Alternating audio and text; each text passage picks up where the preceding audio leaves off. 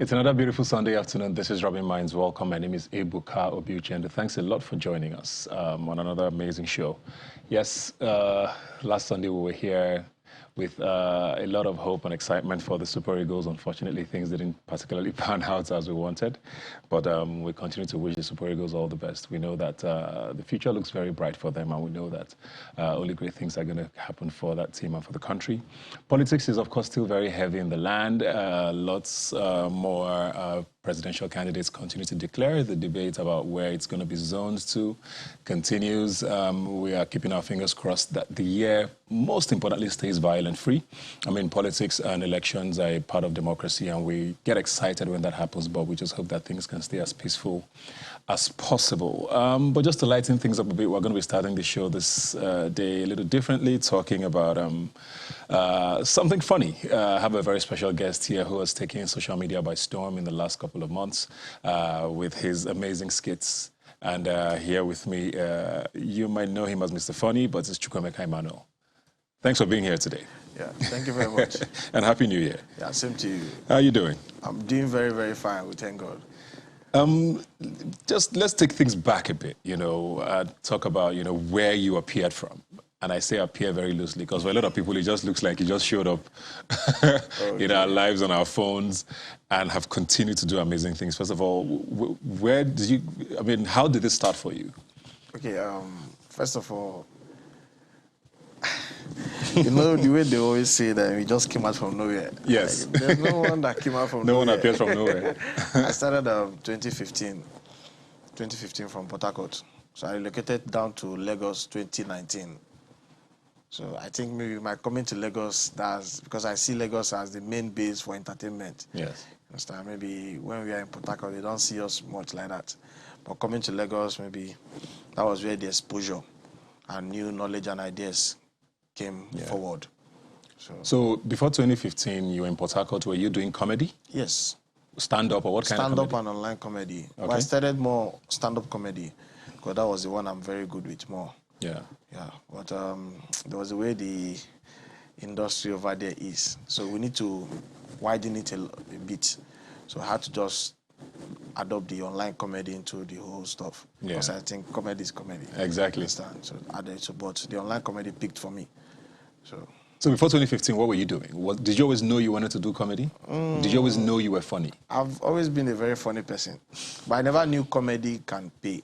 Yes. Or comedy can make someone, let me say, popular and other stuff. I was just a normal street boy that would go to where they are playing ball and sit with them. They won't choose me to play the ball, but they always want me. Because you can't play or what? I don't know why. They always want me to just sit around and crack them up about everything that's happening on the field here. So that was just here until I got admission into Uniport. From there, my classmates were like, "Guy, try this thing now." So that was there. I just said, "Okay, let me try." What did you study in Uniport? I studied linguistics and communication studies. Okay, so nothing to do with theatre. I was given a change of course form to come to theatre arts. At what point? That was my year one when we did a borrowed course, Star 100. So I was given a change of course form, come to theatre arts from the HOD then. But I told the woman, my dad does not support theatre because my dad wanted me to be a lawyer. Okay. Not even that linguistics or anything. So you're using linguistics to pass time first before you go to law? Yes, and he was very angry I'm doing linguistics at first because he needed law, nothing but law. So that was when, from Uniport, school shows, found our way here. So you were doing stand-up in Uniport? Yes. Oh, interesting. Yes. So how did your father find out about this comedy side while you were in school? I was hiding it at first, but he knew it from my final year. My final year was like, I used to see you. So that's what you're doing in school. I said, yes, Dad. I was afraid at first. He said, okay, no problem. But just know that you still study law. Just know. I said, okay, Daddy, I will study. So before I relocated down to Lagos, and when money started coming, he forgot about law. What does he think of it now? My father does nothing concerned law again. Yeah, making a living. Yes, he doesn't know law again. No more law. So you were doing stand-up. Yeah. At what point did you discover this online side of you? Online was 2016. 2016, yes. Then we had the likes of Cracks TV, Funny African Pigs. They were like the Tunde North of now. Yeah. Yeah, this time. So. Okay, so when you moved to Lagos, did you move here to, was it to continue online? Did you want to do stand-up? Did you want to get into TV? What was exactly your mission when you moved When here? I came to Lagos 2019, early 2019, first of all, I was trying to get into some shows for the stand-up aspect. But it was very hard. It was very hard because you need to know one or two big names before you can get those slots for those things. But when I saw the way it was very hard, I had to just step back, then focus on my online comedy, stay in my house, shoot my videos. Because I felt the media is open for anybody to get what he or she is looking for. Very true. Yeah, so it worked for me. I still go for my stand-up shows. Like my last show in Port Harcourt was a stand-up comedy show I did. It was successful.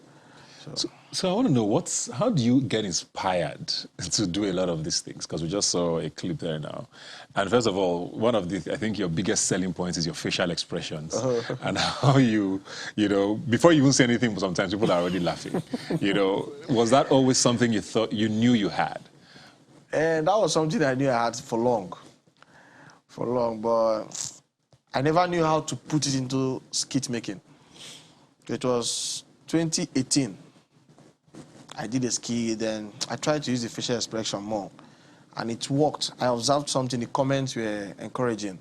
I was like, I think I need to try something hard on this. Yeah. And ever since then, I've been using it, and it's working. So how do you get inspiration to do sort of what you do? The content, is it things that happen to you, or do you just make them up? I do more of observations. I'm a very observant person. Understand? So wherever I go to, I learn to keep quiet and look out for something. And always, I get something. Yeah. Understand? So I don't think it's something, it comes in anytime I want it. So I'll make use of it. Explain content creation to us, because for a lot of us that watch it, you know, people just say, oh, this guy is funny, you know, this looks interesting. It's maybe sometimes 1 minute, sometimes 3 minutes, depending on what it is. But how hard is it to come up with these things? Because you guys make it look easy. It's not easy. First of all, I would say it's not easy. And big shout out to every content creator out there. It's not easy because content creating is something, if you're not strong enough, you'll be out of the line because you need to think outside the box. We have so many content creators. Understand? So, and we have people that think alike. So your ability of being different stands you out, understand? And when content creating goes up is the, let me say, your consistency. Yeah. Consistency keeps you in the eyes of the people. It helps a lot.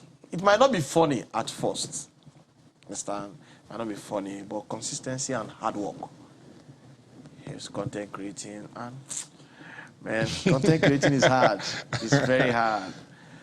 You know, the fans don't see the aspect of the working part. They always see the result. Yeah. They don't see that. And it just looks very easy. If it's, this guy, but you don't know what will pass through. You understand? So how do you know something is going to be funny? Like when you shoot something, are there people you sort of say, okay, check this thing out? Yes. Or do you put it out and just hope I don't just put for out the best? Content like that. No. I don't put out content. It's very risky. Have you ever put out something and people were just like, this one no enter? Yeah, I've done something like that in the morning because I would say, okay, let me post a video by 9 o'clock. Then nobody's around to ask the question to show. Yeah. Sometimes I'll send it to my friends on WhatsApp. They're not online. I'll be like, guy, nothing they happen. Just put this thing. Let me put this thing. Then I'll sleep off. What I do, I'll don't off my phone. You don't want to see? Yes, I don't want to see first. Then when I come online, check. Comment are encouraging. Yeah, it's good to go. So, but most times, I give it out to people to judge for me. Any mistake, I always want to correct. Yeah. I always want to correct. Because I feel you can't know everything. Yes. Do you think it's harder than stand-up? Or is stand-up harder? Because stand-up, you're in front of a live audience, sometimes 15, 20 minutes, sometimes an hour, depending on what you want to do. And you're getting instant feedback. But content creation, of course, takes a process. What do you think is harder? First of all, I would say the end product of the two is laughter. Number one. But a stand-up comedian, first of all, you need to be bold. You need to be bold. Like, you never can tell the audience you're going to talk to. So we have some stiff audience. We have some audience that they would never laugh. You understand? It takes your courage. Just go in and do your thing and come out. So content creating, man, to me the two is hard. No one is. So do you think content creation is a career now? Because like you said with your dad, for example, he's understood it now, maybe because you're making money, you're not asking him for money, that's fine. But do you think, because a lot of people still feel like, what are you people even doing in this place? If Instagram goes off now, what's going to happen to you people? You know, do you think that's an actual career path? First of all, I want to say thank you to the social media. Thank you very much. God bless you.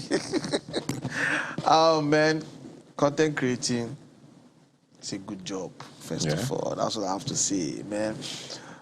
It's not only Instagram. That's the mistake people fail to understand. It's not only Instagram. We have the Facebook. We have the TikTok. Right now, I can boldly say TikTok is pulling it. Much more even than Instagram. Yeah. And we have the YouTube. Understand? Instagram is just is the main base because you get to meet the higher audience there. But there's a massive audience in Facebook. Understand? And Facebook is the one that is even monetized. Not even the Instagram. Yeah. Understand? And the YouTube is monetized. So to me, if tomorrow Instagram should not be there again, I still have my Facebook that will pay me and my YouTube that will pay me. So content creation right now, man, to me it's a career. It's a career. It has helped so many people. Do you plan on sort of moving this into like mainstream Nollywood, for example? Because a lot of people, I've had a few content creators here who have come on and, you know, they've said that some of them went into skit making because they've auditioned for movies several times, they didn't get roles. Is this something you're trying to transition to? No, me, I've never gone for any audition before. I've never gone for any audition, but most movie people, they are calling me for their set. Now, I went for one in Abuja last week. Understand? So, but most times, some skit makers, I can see most of them, they are pulling up some movies. Understand? Some on YouTube, longer stuffs. So, I think Nollywood should look out for us also because we have something to offer. Yeah. So it's something you don't mind doing? I don't mind. Yes, yeah. I don't mind doing it. I'm just looking at one of your skits now. And, I want to talk about, you know, Nigeria as a whole. You know, we went through the phase last year up until this year when Twitter was banned. You know, we live in a country where you never really know what the policy is going to be tomorrow. And people tend to rely on a like you to take the burden, you know, of just the pressure of living in a country like this off of us. What are your thoughts on sort of entertainment as a whole and where it's going and what government should be doing, you know, with entertainment? First of all, I think entertainment and let me say entertainment in general is the best in Nigeria.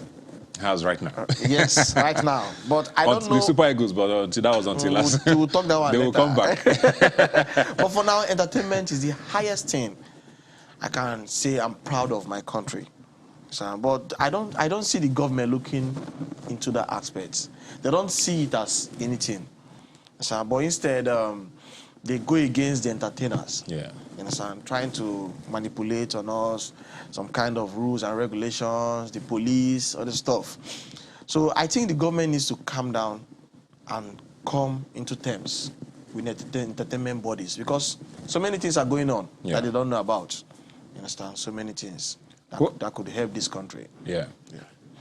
Who are some of your favorite people in your industry now? I want to call it content creation or comedy content creation, because there's a lot of you now. And, you know, sometimes people just wonder, These people are everywhere. I mean, for you to have broken out of that mass of people, I don't have any favorite content creator. Yeah. I only have favorite Nollywood actors. Okay. Yeah. Why don't you have any favorites content creators? I don't see anybody there I look up to. Okay. Even but before you started? Yes. There are people I sit down to watch, which is Mr. Ibu. You understand? People compare both of you a lot. Yeah, not because guy, you look alike, but just your facial expressions and how... I watched that guy from primary school. Yes. He's an embodiment of comedy. Mr. Ibu Chasinoje. Okay. Chasinoje, Osofia, Francis Odega, Victor Sago. These guys are guys I miss a lot. Yeah. Like, in my house, those are the only people I watch. I go to YouTube, Sam Loco. I still look out for movies like Atinga, Okwa. Those are real comedy. Yeah. I don't look up to anybody. So that means there's Nollywood in your future, maybe? I love the former Nollywood, not now. What's wrong with now? For now, I don't see any. Why? It's not sweet anymore. The scripts are not. Yeah. I'm not feeling the scripts. So why don't you produce yours? What's funny? I don't have that finance for now. Let me focus on myself first. Yeah. Let me handle one or two. But those guys, I give it to them. Yeah. Yeah.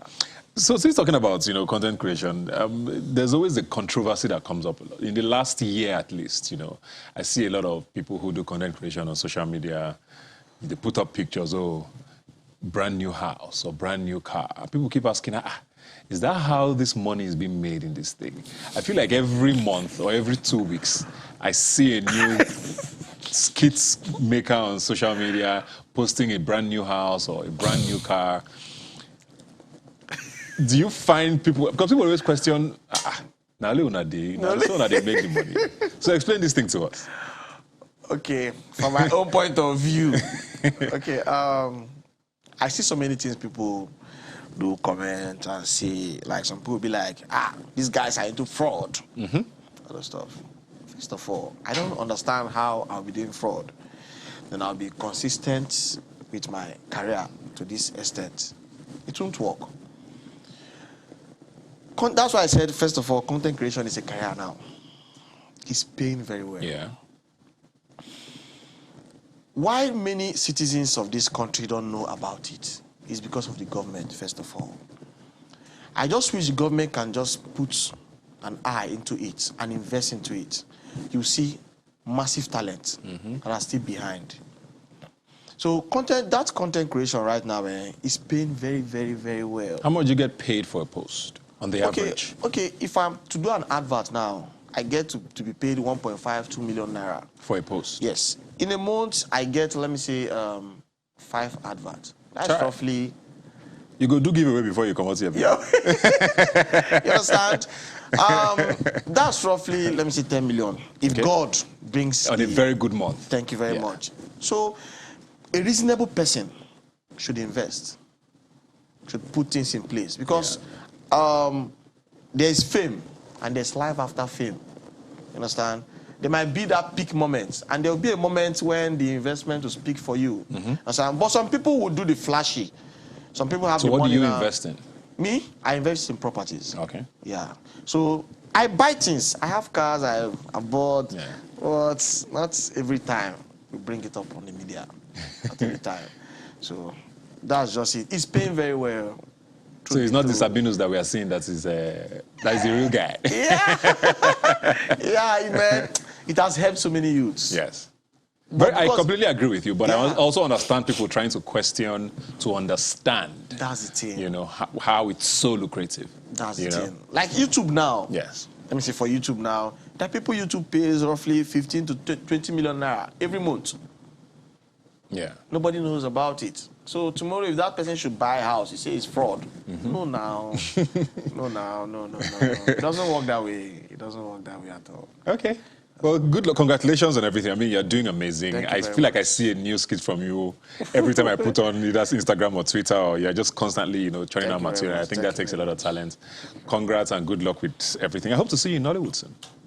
If the opportunity is there, I'll grab it. Definitely. We'll take a quick break now and come back. Please don't go away.